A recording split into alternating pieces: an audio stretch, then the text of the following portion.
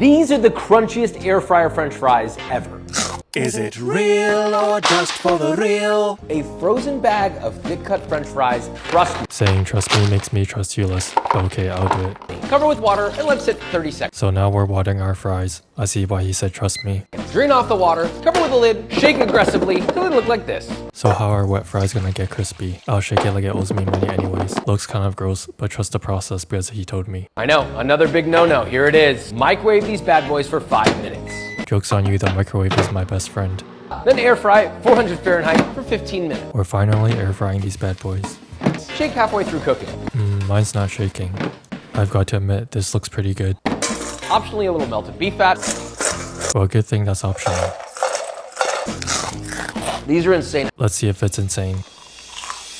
Wow, that was actually good. This is why you should always wash your bread before eating it. Is it real or just for the real? This one is stale, and these two are frozen. And this one is a baguette. What you're gonna do is you're gonna wash your bread under hot water. Why are we always washing weird things on this channel? Next you're going to tell me to wash chicken. So why are we even washing our bread? And then just chuck it straight into a 400-degree oven. Alright, let's dry out the bread that we just made wet. What this does is two things. Number one, it helps steam the inside and bring moisture back into your bread. And number two, somehow it gets the exterior extremely crispy. We'll see about that, bread boy. It's actually got a nice crisp on outside and soft on inside. But how does it taste? With this trick, you can take any piece of bread, pretty much fool anyone that's eating it into thinking that it's a fresh baked piece of bread. I'm not looking to trick anybody though. I just want good bread. Wow, that was actually good. Place a carrot and a hot dog bun. They really do look like real hot dogs. So Cheers. Here we go. Cheers. That's the best hot dog I've ever had. Is it real or just for the real? Place a carrot and a hot dog bun. Why are we putting a dirty carrot on a hot dog bun? Cut the ends of our carrot off so it's the same size as our bun. Oh, to measure it, that makes sense. Let's save the scraps for vegetable stock. Now it's time to clean up our carrot, just peeling off all that skin Okay, so now we peel it. I guess the dirt was for extra flavor. I'm saving this for stock as well. and add them to some boiling water. Boiling my carrot. All right, now we're gonna create some magic, starting with a half a cup of soy sauce, Magic sauce of soy sauce. good old Canadian maple syrup, Good old Great Value honey. a little bit of smoked paprika, Paprika. garlic powder. Garlic powder. And for our secret sauce, we're gonna need some liquid smoke. Some smoke for our secret sauce. And now we just need to roll these around. Roll it around in the marinade. Place it in a hot pan over here. We're finally cooking this thing. I think the magic sauce really worked. It looks just like a hot dog. Place it in our bun. Dog in the bun. To dress them up, I'm gonna start with some of this sriracha mayo. Sriracha. Mayo. My husband just likes some mustard on his. Mustard for her husband. This actually looks pretty good and could pass for a hot dog. But how does it taste?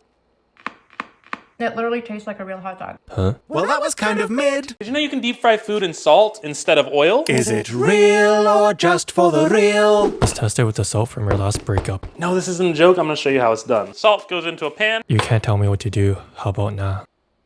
At around 300 degrees when the salt turns that golden brown color, so that's how you know you're ready to cook. My salt is 300 degrees and smells like toxic fumes. Should I be concerned? And because when you have a lot of salt put together, it acts similar to a liquid, you could essentially deep fry in it. I'm not sure what he's frying there, but I've got some prawn crackers that should puff up like this. Let's toss in the salt. Well, that was kind of anticlimactic. I fried this for over 10 minutes. Only the edge puffed up a bit. Let's try something else. Drop in any dry ingredients that you're wanting to fry and just watch the magic happen. Okay, let's make some magic happen. I cooked this for 20 minutes, but only a couple kernels popped. But how does it taste? The salt actually enhances the flavor a bit. I wonder if this can make some crispy and well-seasoned fries. I fried this for over 10 minutes. Shake off the excess salt. It might be a bit shy. It kind of looks like sour candy, but how does it taste?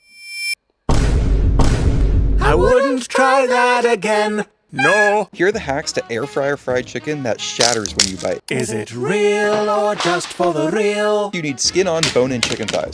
I see he's a man of culture. Prove me wrong, but thighs are better than breasts. Season your chicken.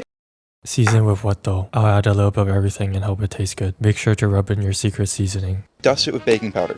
This raises the skin's pH level, helping it brown and crisp more deeply. Why is it called baking powder if it's not for baking? I don't want to make a mess, so I will just sprinkle it on. For the dredge, you're going to want to do 2 parts flour to 1 part cornstarch. The cornstarch helps keep your crust light and crunchy.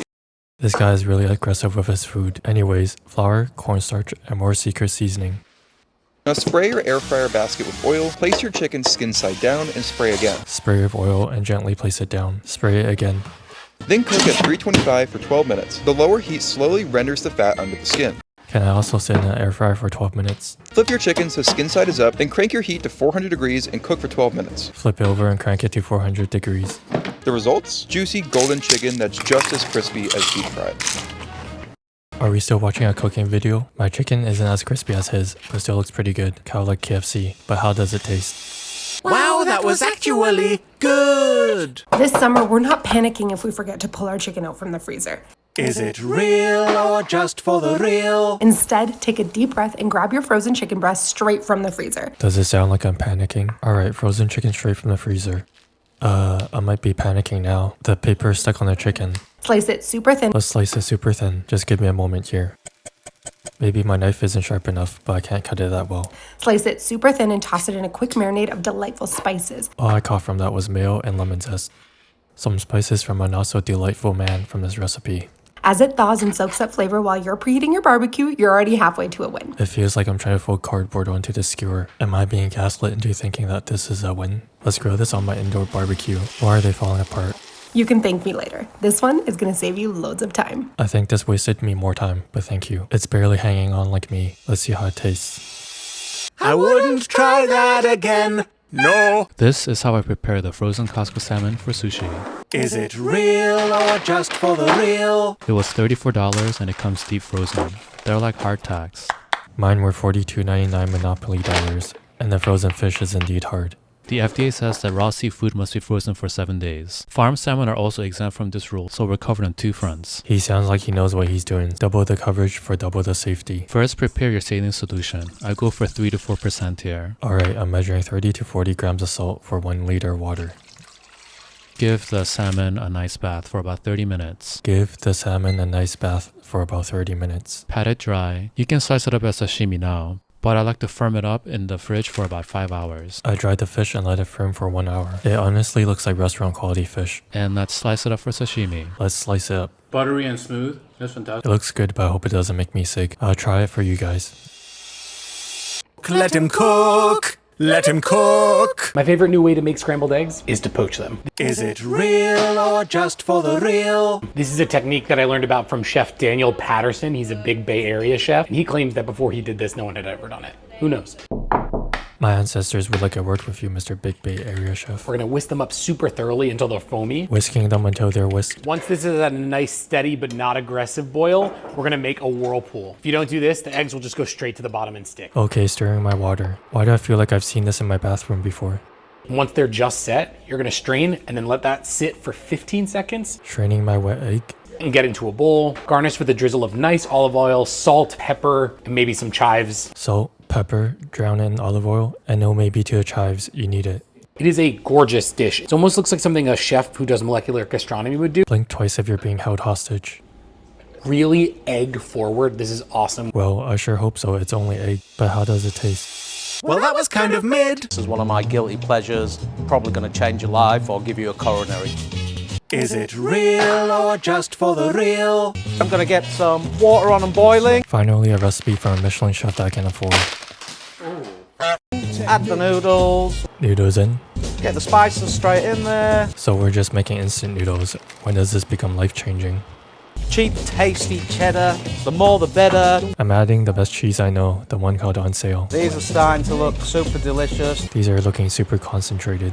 Straight over the cheese. Give it a mix. This is looking good and all, but now I have to wash another dish. Wholemeal bread, not white. So whole wheat bread is where we draw the line on health, huh? And now you can go sit down on the couch and enjoy a super gooey noodle sandwich. Yum.